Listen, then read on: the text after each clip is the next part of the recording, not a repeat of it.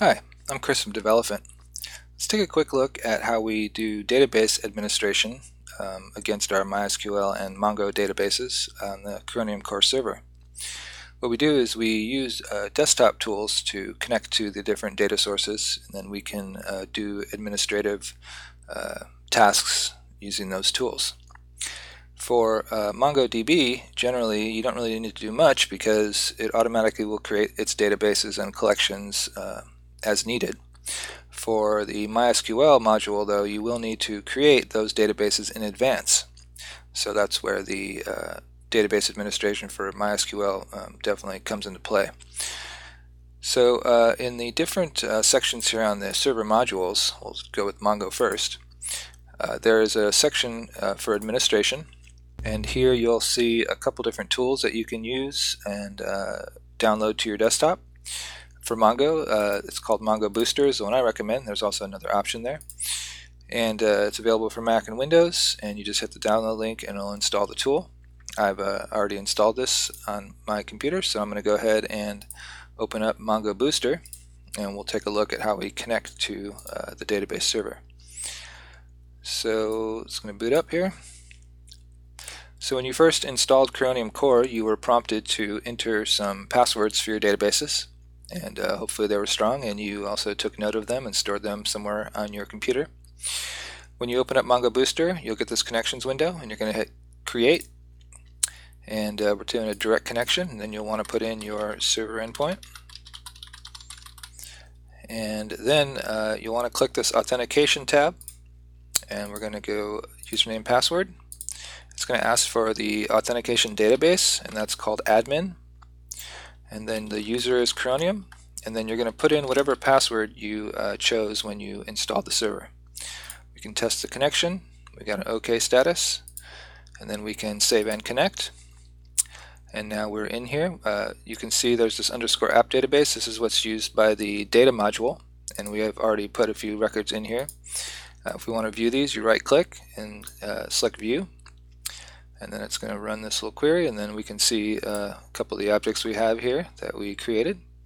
So again, the Mongo, you really don't need to use the administration tool much unless you need to do some kind of major cleanup, and also to export your data. Back it up every once in a while, it's a good idea. But beyond that, you don't really need to use it much. Almost all of the functionality that you can do in the administration tool is also available directly on the Mongo module. And you can get full documentation of that in the documentation here on the Coronium Core doc site. For MySQL, we're going to use another tool. If you go to the administration tab, there is an application available for OS X and then also for Windows. So I have that installed on my computer here. I'm going to go ahead and open up SQL Pro. And here we're going to put in our host name.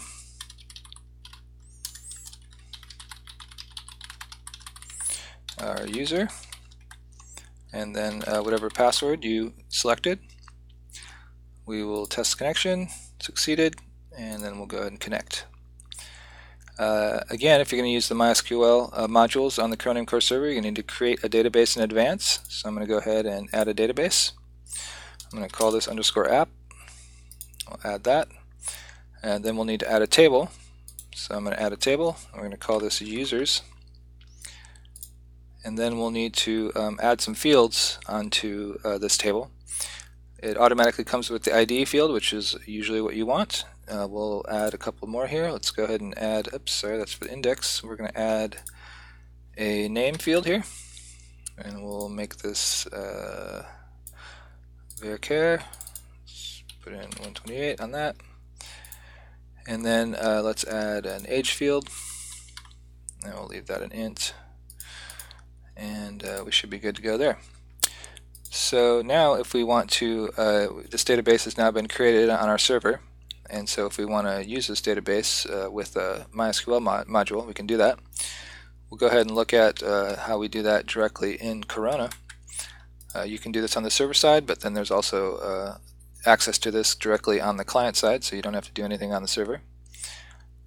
Basically what you get on the client side is this data module, the MySQL module, but you get the easy query methods, and this is a specialized query type that you can use to select and do all the basic CRUD methodology of your MySQL server. Now, if you want to write full-blown queries using regular query syntax, then you need to write custom server-side APIs to be able to access that part of the MySQL module. So for this, we're on the client side, we're just going to use the MySQL module, which again only covers the easy query methods. So let's go ahead and jump over to our project, and what we'll do is we'll insert a record. So that's core MySQL, and again we're in Corona right now. Insert, and that will take a table of some options here. So one of them is the database we're going to use, and that's _app. The table, which was users, and then we pass some values, and this is all outlined in the documentation. We had a name, so we're going to do Tina, and then we had an age. We'll do 25 on that, and then we're going to need to supply our response handler. This is pretty generic for all of the different modules that you have on the client side. So we're going to pass these up, and then we'll run this project, and we should get an insert ID back. So this result here, this one, is the insert ID in the database. So if we pop back over to our data here, we can look at the content, and you can see that we've inserted a new record, the name, the age, and then the ID.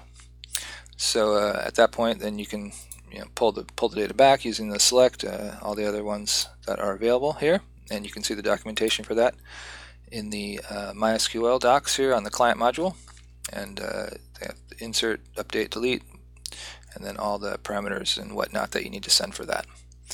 So that's how you utilize the tools for database administration. It's pretty straightforward. So have fun with that. Thanks for watching.